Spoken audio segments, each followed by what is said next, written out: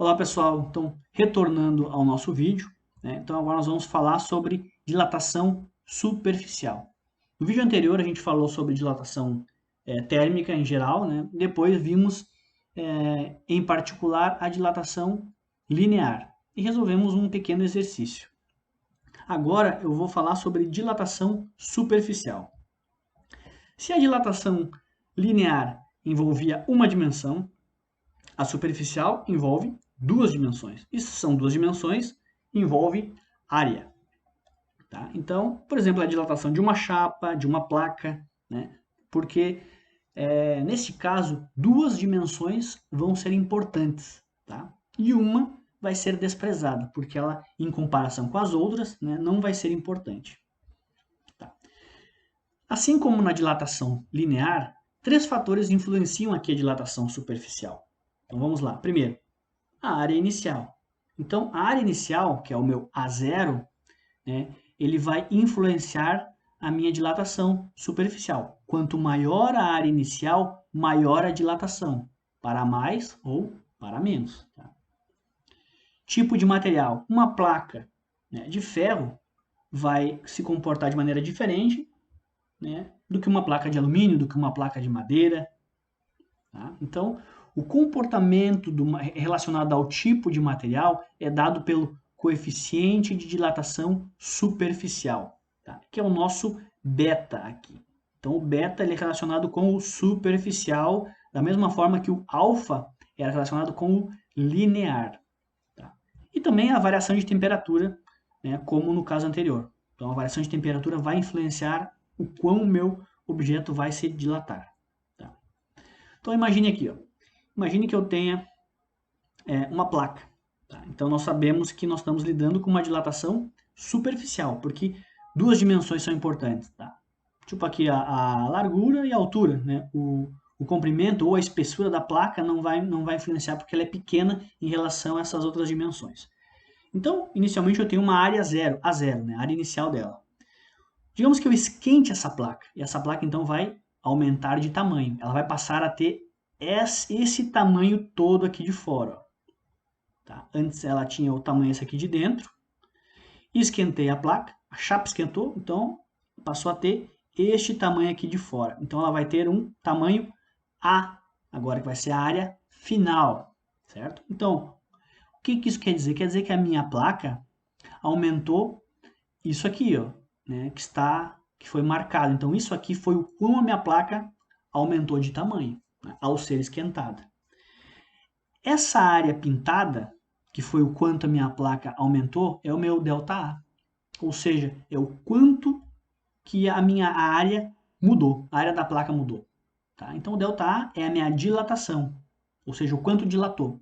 Eu posso ter uma dilatação positiva, se a minha placa aumenta de tamanho, posso ter uma dilatação negativa, se a minha placa diminui de tamanho. Tá? Então dilatação está envolvida, como a gente falou lá, né, com mudança nas dimensões do corpo.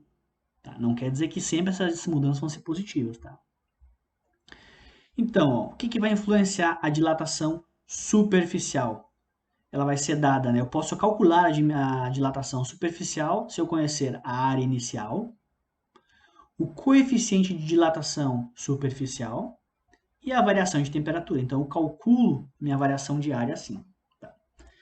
Posso calcular a minha área final se eu conhecer a minha área inicial e o quanto que mudou. Né? Isso aí é óbvio, né? Então eu sei o final se eu conhecer de onde eu parti e o quanto que mudou. Né? Se mudou para mais, a minha área final vai ser maior. Se mudou para menos, a minha área final vai ser menor. Tá? Se mudou para menos, né, provavelmente é porque houve uma redução de temperatura aqui. Né? Redução de temperatura, esse cara aqui fica negativo, esse ΔA fica negativo, ele vem para cá, negativo, e quer dizer que a minha área inicial, né, diminuiu de tamanho e a minha área final vai ser menor. Tá? Então essa é a ideia geral que a gente tem que levar. Vamos analisar item a item. Então, ó, ΔA, então é a nossa dilatação superficial. Ela pode ter como unidades de medida metro ao quadrado, centímetro ao quadrado, milímetro quadrado, ou seja, né, unidades de área. Tá? A área inicial, metro quadrado, centímetro quadrado, milímetro quadrado. Então, Como no caso anterior, né, se a minha área inicial for em metros quadrados, a minha dilatação vai ser em metros quadrados. Se a minha área inicial for em centímetros quadrados, dilatação em centímetros quadrados, e assim sucessivamente. O meu beta é o meu coeficiente de dilatação superficial. E a unidade não muda, né? É igual ao do alfa. Graus Celsius na menos 1, graus Fahrenheit na menos 1 e Kelvin na menos 1. A variação de temperatura também não muda, é a mesma coisa, graus Celsius, graus Fahrenheit e Kelvin. Né? Dependendo do coeficiente de dilatação, eu vou saber qual é a unidade da variação de temperatura.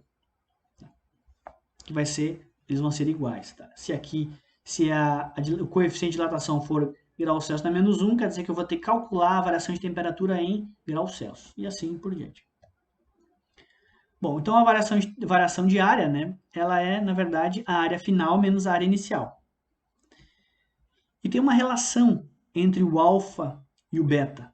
Né? Se um exercício me der coeficiente de dilatação linear e, na verdade, estiver falando de algo que sofreu uma dilatação superficial, eu não vou poder usar o alfa, eu vou ter que calcular o beta, né, a partir do alfa. E como é que eu calculo isso? Simplesmente multiplico, né, o alfa por 2.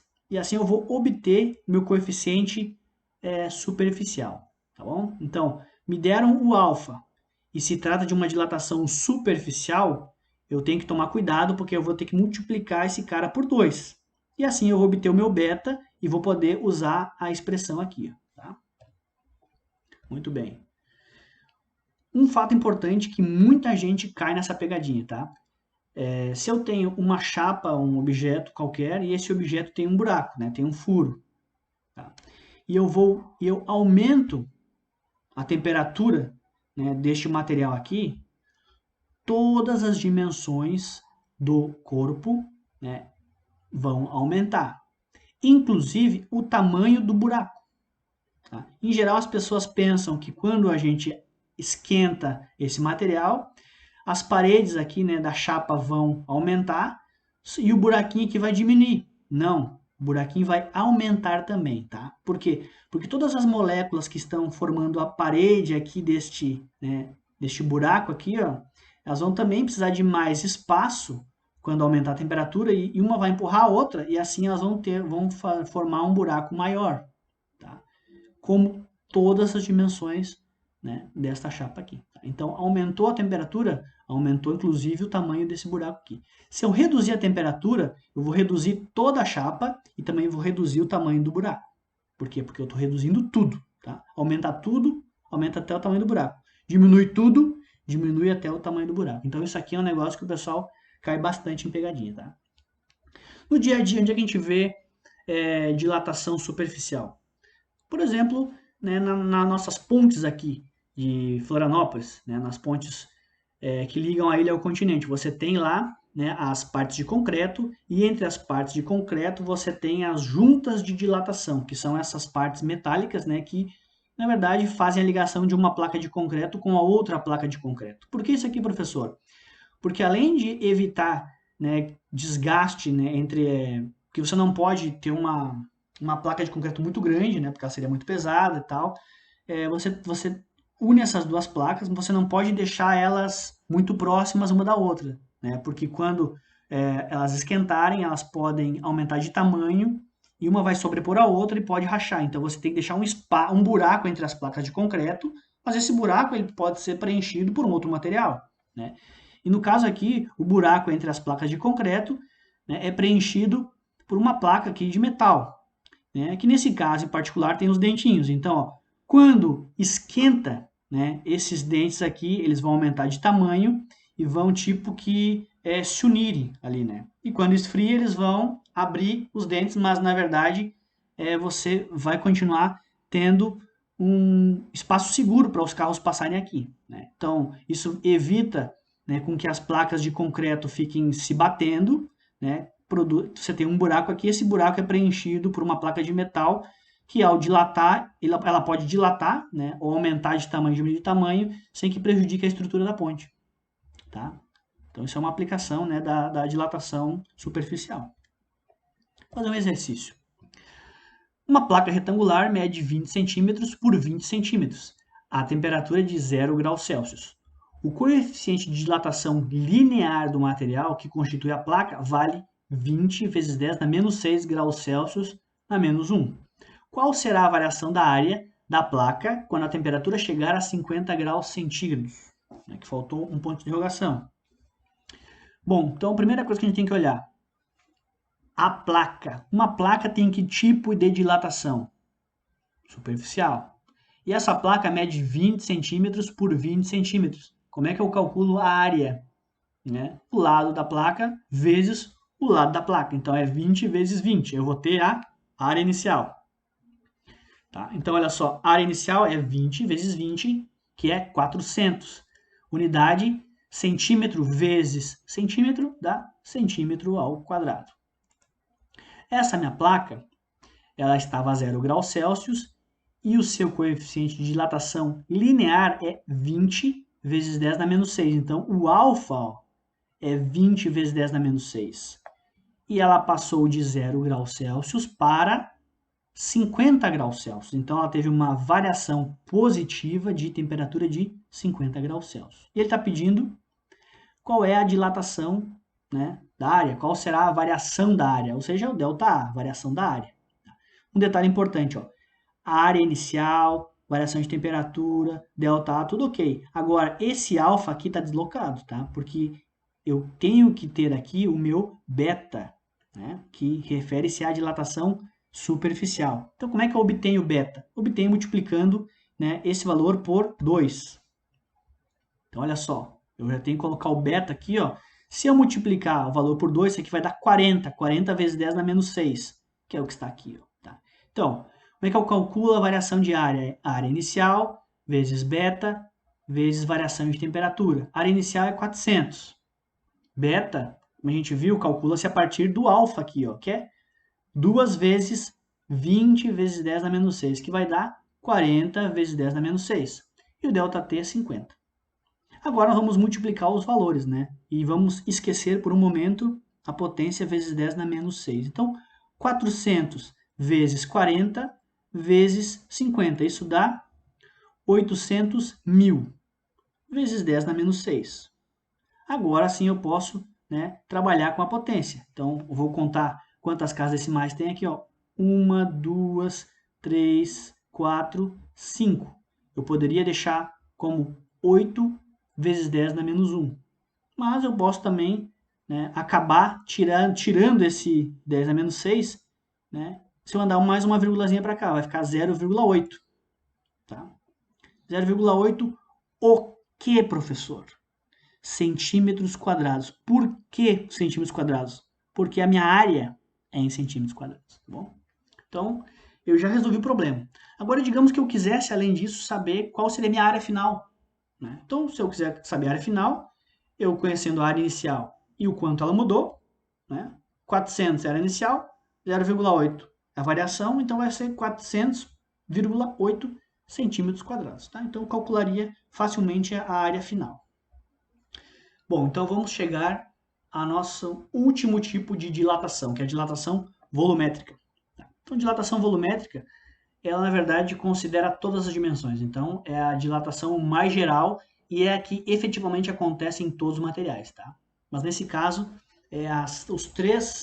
as três dimensões são igualmente importantes. Por exemplo, você tem um cubo, né? Uma caixa, as 3 dimensões são importantes. Altura, comprimento, espessura, então tudo é importante. 3 fatores influenciam a dilatação volumétrica. Volume inicial, efetivamente, né? Se a dilatação linear é o comprimento inicial, a superficial é a área inicial, a volumétrica é o volume inicial, né? Nada mais coerente que isso. Então, o volume inicial ele influencia a dilatação. Por quê? Porque quanto maior o volume inicial, maior a dilatação. Tipo de material, mesma coisa, né? Materiais diferentes, submetidos a uma variação de temperatura, vão se comportar diferente. E essa relação, né, que depende do material, é dado pelo coeficiente de dilatação volumétrico, que no caso é o gama, essa letra que parece um Y, mas não é Y, tá? E a variação de temperatura, ΔT. Então, não muda muito, né, entre uma dilatação e outra. Então vamos pensar, como é que funciona a dilatação volumétrica? Nós temos inicialmente uma caixa, essa caixa tem um cubo, né? Ela tem um volume inicial, o V0, e eu aumento a temperatura dessa caixa. Eu vou fazer com que ela passe a ter um tamanho maior. Então a minha caixa agora ela vai ter esse tamanho pontilhado aqui, né? Que eu vou representar aqui. Ó. Então a minha caixa passou de ter um volume inicial para um volume final, porque ela aumentou de tamanho. Esta parte aqui, ó, que aumentou, né, que é a diferença entre o volume inicial e o que ela chegou, é o que eu chamo de ΔV, tá? É esse espaço vazio aqui que está pontilhado, que na verdade foi preenchido, né, pela caixa quando atingiu o seu novo volume. Então, o ΔV é o quanto que o volume mudou. E o volume pode mudar para mais ou para menos. Tá? No caso aqui, mudou para mais porque eu aumentei a temperatura da caixa. Como é que eu calculo o ΔV? Basicamente é igual aos demais, né? O ΔV, a variação volumétrica, dilatação volumétrica, né? Ela vai ser o V0 vezes o gama vezes ΔT. Tá? E o volume final pode ser calculado se eu conhecer o volume inicial e quanto mudou. Tá?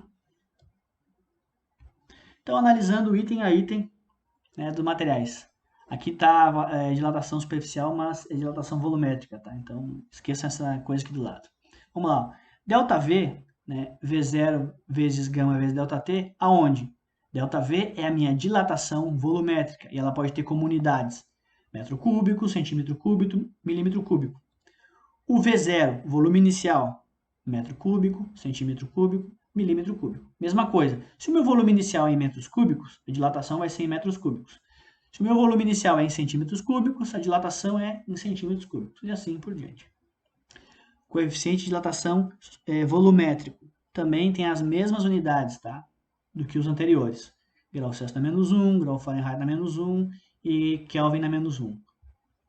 E é o coeficiente de dilatação que vai determinar a unidade da minha variação de temperatura, tá? Mesma coisa também. ΔV, então, é nada mais do que a variação de temperatura, né? E a relação entre gama e alfa está dada aqui. Ó. Se anteriormente o beta, né, era 2 alfa, o gama é 3 alfa. Por quê? Porque eu estou trabalhando com 3 dimensões. Tá? Então, 3 vezes alfa. Se me derem o dilatação linear, eu posso obter o coeficiente volumétrico multiplicando por 3. Bom, e geralmente eles dão dilatação linear e você, se não prestar atenção, vai jogar ali na conta e vai acabar errando o resultado, né, porque esqueceu de multiplicar por 3. Então vamos lá.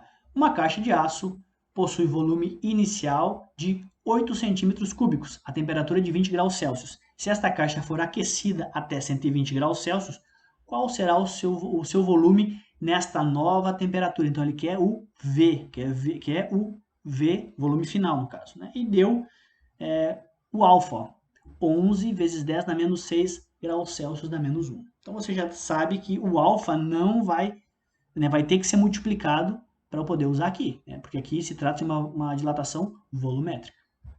Então vamos lá. V0, 8 centímetros cúbicos. Alfa, 11 vezes 10 na menos 6 graus Celsius na menos 1. E o ΔT, minha caixa passou de 20 para 120, então aumentou 100 graus. Né? Ele quer saber o volume final.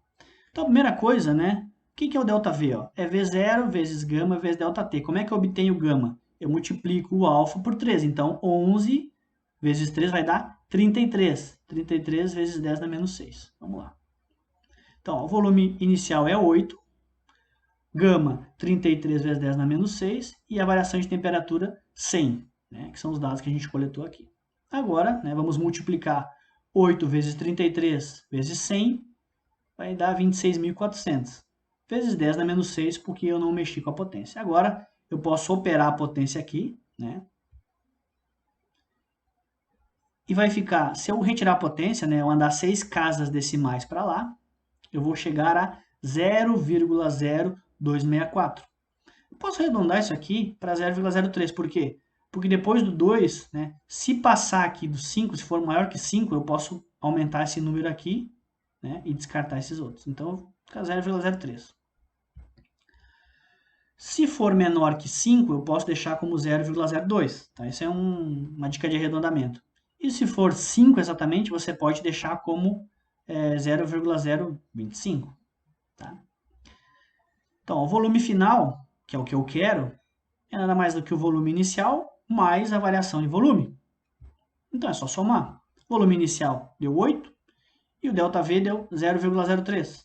Somando, né, 8,03. Aqui, pessoal, foi erro do professor, tá? Aqui centímetro cúbico, tá? Por que centímetro cúbico? Porque o volume é em centímetro cúbico, ΔV em centímetro cúbico, o volume final é obrigatoriamente em centímetro cúbico, tá? Então, 8,03 centímetros cúbicos, ok? Muito bem, então para finalizar, só 3 questões aqui para a gente refletir. 2 barras metálicas, A e B, com o mesmo comprimento inicial e submetidas à mesma variação de temperatura, podem apresentar dilatações diferentes? Explique. Bom, a gente tem que analisar o seguinte, ó, que fatores são importantes para a dilatação linear? Né? Se são barras, comprimento é a dimensão mais importante, então uma dimensão. Que dimensão é importante? Uma, tá? E na dilatação linear, o que importa? Comprimento inicial, mas diz que é igual. Então, A e B tem o mesmo comprimento inicial. Então, esse aqui não analiso. Variação de temperatura. Variação de temperatura é importante, mas diz que elas foram submetidas à mesma variação. Então, o ΔT é igual. Então, se o L0 é igual, o ΔT é igual, o que sobra? Sobra o alfa, né? Sobra o alfa.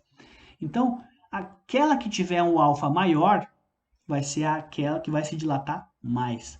Então, 2 barras podem sim, né, ter dilatações diferentes, mesmo que elas tenham o mesmo comprimento e sejam submetidas à mesma variação de temperatura. Por quê? Porque elas podem ser feitas de materiais diferentes, né, e assim apresentarem dilatações diferentes.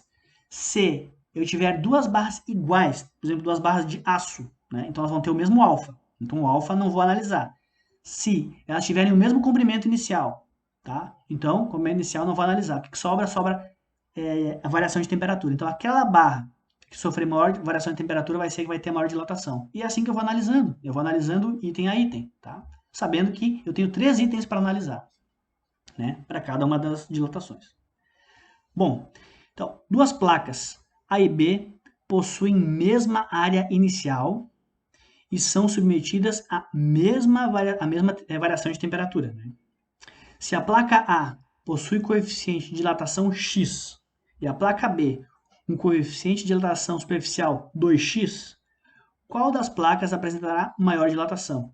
Olha, pessoal, né, a mesma coisa. Se as placas ambas têm a mesma área inicial e elas têm a mesma variação de temperatura, o que muda, né, é o beta de cada uma. Se uma placa tem coeficiente x, a outra tem 2x, né? A B, no caso, ela tem o coeficiente o dobro, então ela vai dilatar mais. Né? Então, aquela placa que tiver o maior coeficiente de dilatação vai ser aquela placa que vai se dilatar mais, porque elas possuem áreas iguais e têm a mesma variação de temperatura. Tá? Então, eu vou ter que analisar os 3 fatores. E, por fim, a dilatação térmica é apenas um aumento nas dimensões dos corpos?